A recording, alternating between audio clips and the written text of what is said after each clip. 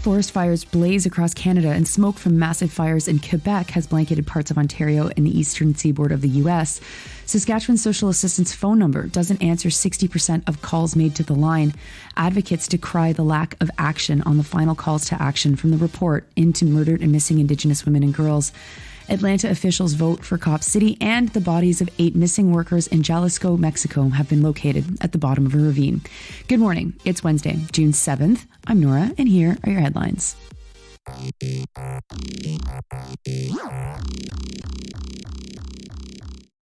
Forest fires continue to rage across Canada. Now it's Quebec's turn, and the smoke that is coming from these fires is blanketing parts of Ontario and down into New York State and DC. The town of Chibougamau and the Cree community of Oujé-Bougamau in northern Quebec are being fully evacuated, reports Pascal Girard from Radio-Canada. About 7,500 people live in Chibougamau and 900 live in Oujé-Bougamau. The announcement was made last night. Residents of Chibougamau are being told to get into an arena in Roberval for services. Roberval is about 3 hours by car from Chibougamau. Residents of Oujé-Bougamau are being asked to evacuate to Chicoutimi, to their cégep. That is a 4.5-hour drive. People were being asked to leave with the least amount of stuff they could bring, to focus instead on family members and pets.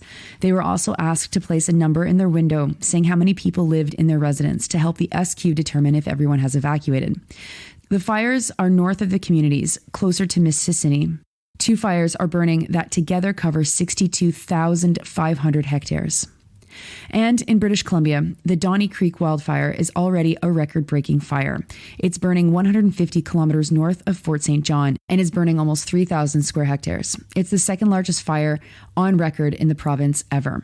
Evacuation orders have been given to the region, though it's sparsely populated, mostly by workers in oil, gas, and forestry. So far this year, more land has already burned than in 2022. Next to Saskatchewan, where an auditor's report has shown that 60% of the calls made to Saskatchewan Income Support Line went unanswered. The data covers 6 months. They received a total of 255,000 calls in those 6 months. 50,000 of the calls were specifically people applying to Saskatchewan Income Support. This comes from an auditor report who also did unannounced visits to a service office and found that staff weren't able to provide sufficient guidance for someone applying to the program. They didn't pick a random small office, they picked one of the larger centers.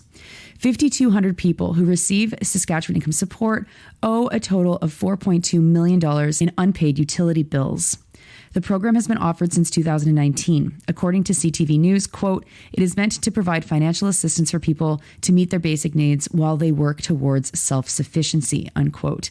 The 17,000 people receiving these payments get an average of $15,300 per year. With that, they're expected to pay for rent or mortgages, utilities, food, and transportation. Peter Gilmer from the Regina Anti-Poverty Ministry said that they know people receiving SIS that are having a hard time reaching anyone at customer service when they have a problem. Saskatchewan's Ministry of Social Services has said that they will hire 10 extra people to work at the call center. Next, advocates are condemning how little advancement has been made 4 years after the release of the final report of the National Inquiry into Missing and Murdered Indigenous Women and Girls. The final report contained 231 calls for justice. CBC Manitoba talked with Heidi Spence from the Manitoba Kiwantanaway Okimakanak, who said that there were still more than 100 calls that, quote, haven't even been looked at. The story is a response to a CBC special that was released earlier this week. It tracked the progress of the calls to action and found that only 2 calls are complete. More than half haven't even been started. The lack of urgency feels like the worst part of this injustice, as Indigenous women and girls continue to go missing or be murdered all over Canada. Crown Indigenous Relations Minister Mark Miller said that his government's annual progress report shows, quote, an unwavering commitment, unquote, to the final calls. He says that this isn't about reports or tracking stuff or numbers, but instead that, quote, it's about people. Miller took no questions after making these comments. The Provincial Minister of Indigenous Reconciliation and Northern Relations for Manitoba, Eileen Clark, was too busy to talk to CBC on Monday. Now to the United States, where officials in Atlanta have voted in favor of Cop City. The vote passed by 11-4 after 14 hours of public interventions that mostly denounced the project. Cop City will cost $90 million and will create simulated city and townscapes inside of houses and whatever so that cops can practice being cops in the real world. The opposition has argued that Cop City is another step in a dangerous trend towards police militarization. It will also destroy a local forest. You will recall that 22 people have been charged with quote-unquote domestic terrorism charges for protesting Cop City, and that the police shot and killed Tortuguita, an activist whose hands were in the air when they were murdered. And finally, the remains of 8 workers who had gone missing in Jalisco in Mexico have been found inside 45 bags that were thrown into the bottom of a ravine. The workers had been reported missing since the end of May. They all worked at a call center in Zapopan, a suburb of Guadalajara. The victims were 2 women and 6 men, all in their 30s.